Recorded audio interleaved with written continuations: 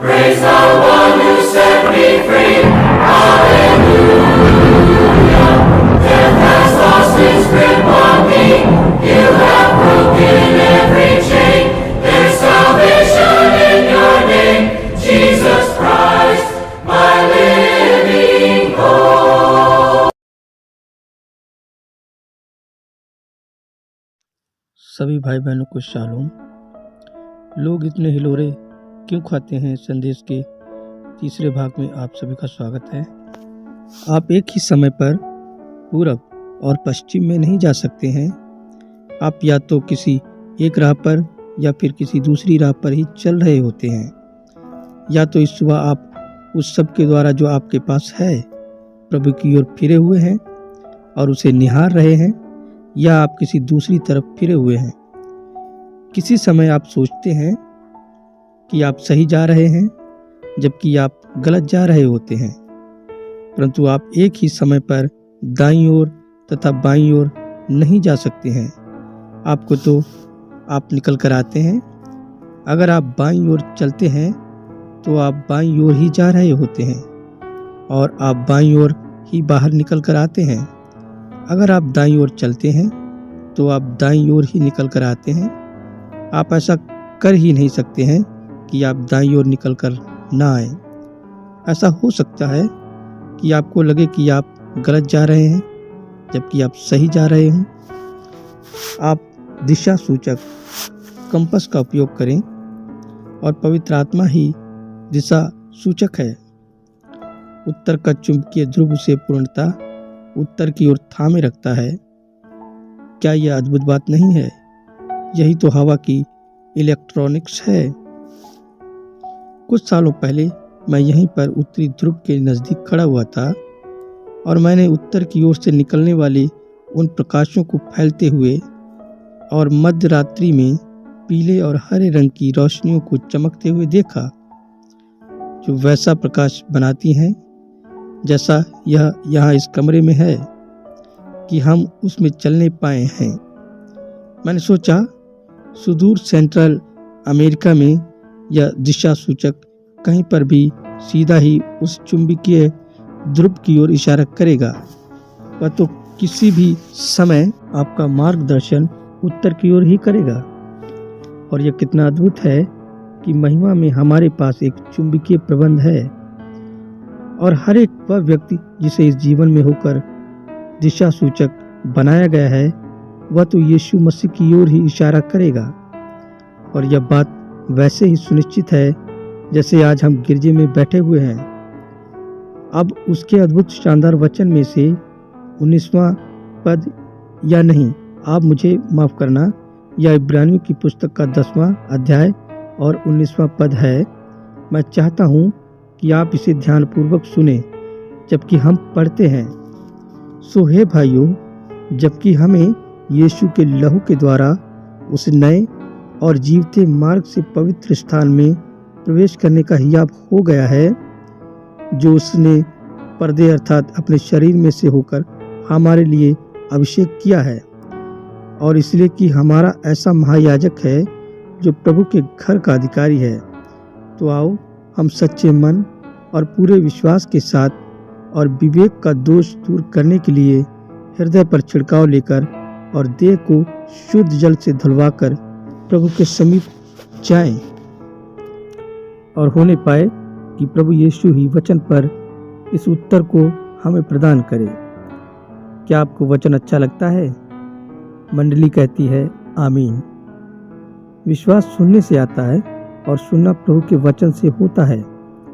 अब बस शायद अगले 30 या 40 मिनट के लिए सभा में शिक्षा देने के लिए आइए हम सीधे ही वचन में चलें। अब हमारा विश्वास किसी चीज़ पर टिक नहीं सकता है। एक मसीह के पास तो होना होता है, उसके विश्वास के पास तो कोई मजबूत टिकाऊ विश्राम स्थल होना होता है। आप यह बात जानते हैं, मसीही नए सिरे से जन्म पाया हुआ असली सच्चा मसीही तो अपना विश्वास प्रभु के अटल अचूक वचन पर ही टिका सकता है। इसका निर्माण मनुष्य की थियोलॉजी और शिक्षा सिद्धांतों वाली ढहती हुई रेत पर नहीं हुआ है और ना ही किसी कलीसिया के संबंध लगाव पर निर्माण हुआ है, परंतु सच्चे विश्वासी का विश्वास तो मजबूती से, निश्चल मुस्तैदी से टिकता चला जाता है, जैसे जैसे वह प्रभु के वचन की ओर बढ़ता चला जाता है। शायद कुछ रात पहले ही मैं यहीं किसी जगह पर इस बात को कह रहा था। मुझ में प्रचार करने की इतनी ज़्यादा चाह बनी हुई थी कि मैंने अपनी पत्नी को ही पलंग में 12 बजे तक प्रचार किया और मैं उसे बता रहा था कि यीशु कितना ज़्यादा महिमामय था। एक विषय मेरे हृदय में आया और यह मुझ में इतना ज़्यादा धधक रहा था कि मैं इसे अपने जहन में लिए हुए सुकून भी नहीं पा रहा था और मैंने कहा था, प्रिय, मैं तुम्हें थोड़ी देर के लिए प्रचार करना चाहता हूँ। और वह उठ खड़ी हुई और उसने बड़ी ही शालीनता से सुना। मैंने कहा, मसीही विश्वास तो मजबूती से विश्राम पर ही टिका हुआ होता है। एक मसीही इधर उधर हिलोरे नहीं खाता है। एक मसीही एक स्थान से दूसरे स्थान पर भागता फिरता नहीं है। एक मसीही बातों या कामों के बारे में रगड़ा झगड़ा नहीं करता फिरता है और आग बबूला नहीं होता है और फिक्र नहीं करता है। एक मसीही तो टिका हुआ होता है या तो खत्म हो चुका होता है। विश्वासी के लिए तो यह कलवरी पर ही खत्म हो चुका होता है। यह सच बात है। ओह, चाहे बीमारियां आएं और निराशाएं आएं, मसीही तो ये जानते हुए विश्राम कर रहा होता है कि प्रभु उसे करने में सामर्थ्य है जो वह पहले भी कर चुका है। वह यह जानता है, उसे इससे कोई मतलब नहीं होता है कि परेशानी क्या है और वह कैसी दिखाई देती है। न तो बीमारियां, दुख तकलीफ, मृत्यु और ना ही भूख या और कुछ हमें प्रभु के उस प्रेम से जो हमारा यीशु मसीह में है अलग कर सकता है। हम तो विश्राम में हैं। यह वैसा ही है जैसे एक पुरानी नाव जहाँ चाहे कहीं भी हिलोरे खा तो सकती है, परंतु उसे लंगर थामे रहता है।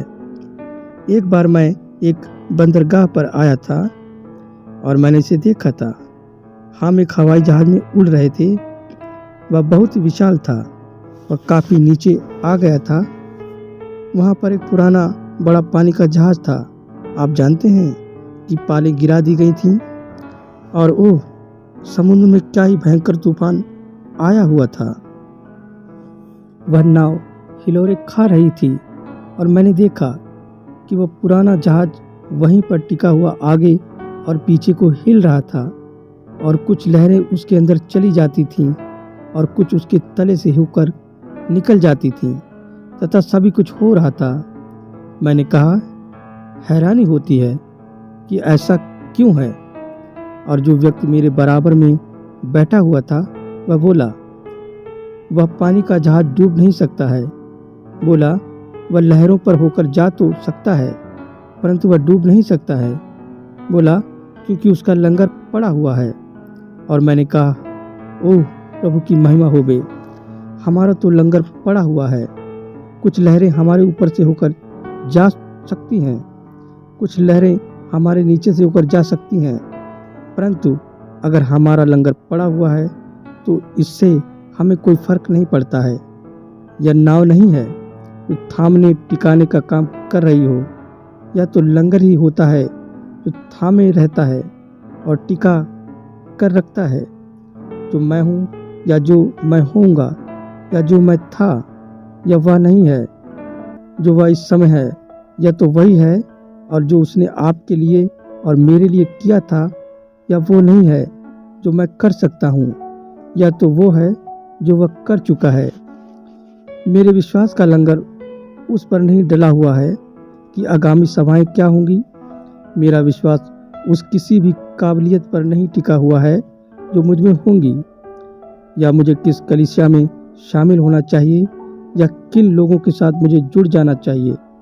मेरे विश्वास का लंगर तो पूरी तौर से प्रभु यीशु के द्वारा पूरे किए हुए कामों पर ही डला हुआ और टिका हुआ है, और उन्हें तो मैंने पहले ही से ग्रहण कर लिया है। प्रभु ने उसे मरे हुओं में से जिलाने के द्वारा धर्मी ठहराया। यह मेरा प्रिय पुत्र है जिसमें मैं अत्यंत प्रसन्न हूँ। और हमें धर्मी ठहराने के लिए प्रभु ने उसे मुर्दों में से जिला उठाया। इसमें कोई आश्चर्य नहीं है कि कभी कह सकता था, जीते जी उसने मुझसे प्रेम किया, मरा तो मेरा उद्धार किया, दफन हुआ तो मेरे पापों को मुझसे दूर ले गया, जी उठा तो सेंतमेंत में मुझे युगान युग के लिए धर्मी ठहराया। किसी दिन वह आ रहा है, किसी महिमामय दिन वह आ रहा है। एक मसीही उसी आशा पर ही तो विश्राम करता है। यकीनन उस तूफानी समुद्र में तूफान तो उठेंगे, सभी किस्म की परेशानियां, दिक्कतें तो आएंगी, परंतु हमारा लंगर तो डला हुआ है। यही सारी की सारी बात है। यह कभी नहीं डूबेगा, यह तो डूब ही नहीं सकता है। अब मैंने अपने जीवन में ऐसे बहुत से मसीहों को देखा है जिनके साथ उतार चढ़ाव लगे रहते हैं। मुझे इस बाबत हैरानी हुई है और उन दूसरी कलीसियाओं में जहाँ पर मैं जाता हूँ प्रचार करने की बजाय मैंने सोचा कि यहाँ टैबरनेकल में अपने लोगों में इसका अर्थात लोग इतने हिलोरे क्यों खाते हैं विषय का प्रचार करना बेहतर होगा। आप उन्हें देखते हैं, आप देखते हैं कि वे लोग बहुत ही ज़्यादा धार्मिक प्रतीत होते हैं। ऐसा प्रतीत होता है कि मानो उनमें इतनी ज़्यादा गहरी लालसा पाई जाती है कि वे प्रभु को प्रतिदिन ढूंढते और खोजते हैं, और फिर भी किसी किस्म के ऐसे मुकाम पर कदापि नहीं आते हैं जहां वे कभी टिक सकें या कभी उनका मसीह में लंगर पड़ जाए। और मैंने अपने तजुर्बे से सीखा है कि ये अक्लमंद किस्म के लोग होते हैं। अब मैं यह कह रहा हूँ कि दो भिन्न किस्म की मसीहत है। यह बड़ा ही अजीब सा लगता है, परंतु मैं यह नहीं कहूँगा कि दो अलग अलग किस्म हैं। मैं कहूँगा कि दो अलग अलग व्यवस्थाएं शब्द का इस्तेमाल करना ज़्यादा बेहतर होगा, ना कि दो किस्में। जहाँ एक सी ही मसीहत है परंतु इसकी दो व्यवस्थाएं हैं, और उनमें से एक तो इसके विषय में बौद्धिक या दिमागी अवधारणा है कि प्रभु ने अपने वचन में क्या कहा है और यीशु मसीह क्या है, और ऐसा ज्ञान के द्वारा ही किया जाता है। और दूसरी वाली व्यवस्था अनुभव पर आधारित होती है, उस अनुभव पर आधारित होती है जो प्रभु ने इंसान के हृदय में दिया हुआ होता है। एक तो दिमागी तौर पर भूखा हो रहा होता है, वह प्रभु पर ही आनंद मना रहा होता है, परंतु उसका यह आनंद मनाना स्थिर नहीं होता है। वहीं दूसरा वाला ऐसा प्रतीत होता है कि मानो उसे हमेशा ही विजय हासिल होती है। कुछ भी ऐसा नहीं होता है जो उसे परेशान या विचलित करे। वे तो ऐसे मजबूत और टिके हुए होते हैं जितने कि वे हो सकते हैं। ना तो आजमाइशें ना ही तूफान उन्हें लेश मात्र भी विचलित करते हैं, परंतु वे जो असली सच्चे मसीही हैं, ऐसा प्रतीत होता है कि मानो उनके बारे में कोई बात हो और वे प्रभु के लिए जीवन व्यतीत करने का प्रयास कर रहे होते हैं। और मैं उस किस्म की मसीहत की सराहना करता हूँ। और मुझे अक्सर हैरानी हुई है प्रभु उन दूसरे लोगों के विषय में क्या है कि वे किसी बाबत इतनी ज़्यादा दुआ प्रार्थना भी करते हैं, लेकिन फिर भी ऐसा प्रतीत होता है कि मानो वे इसे हासिल करने में नाकामयाब रहते हैं। मैं जानता हूँ कि हम सब जिन्होंने मसीह की सेवा की है, हमारे दिलों में यह एक बहुत बड़ा सवाल रहता है, और अभी तक मैंने कोई ऐसा व्यक्ति नहीं देखा है कि वह कभी मसीह के पास आया हो उन वालों के अतिरिक्त। और वे यदि वे कभी मसीह को छोड़ देते हैं तो फिर उन्हें जिंदगी बिल्कुल भी सही नहीं लगती है। कल मैं उस एक अश्वेत व्यक्ति से बातें कर रहा था जो मुझे उस प्रचारक के बारे में बता रहा था जो पीछे चल रहा था और अपने प्रचार वाले कागजों को फाड़ रहा था और उन्हें कूड़े के डिब्बे में फेंक रहा था, और कहता था मैं इसे करना बंद कर चुका हूँ। और उससे अगले रविवार को वह बियर का डिब्बा लेकर आया और वह एक जगह पर बैठकर उन्हें पी रहा था। इसके कुछ हफ्तों बाद ही वह पलंग पर लेटा हुआ था अगर मेरे पास समय होता तो मैंने समझा दिया होता कि बाइबल में इस प्रकार से कैसे होता है, परंतु यह हमारे विषय से एकदम अलग हटकर हो जाएगा। परंतु वह एक अलग विषय होगा कि कैसे शैतान अंदर आ जाता है और इंसान को अपने काबू में ले लेता है। और प्रभु को तो अपने बच्चे को घर लेकर जाना होता है। वहाँ पर यही सब हुआ था, वहाँ पर यही सब कुछ हो सकता था।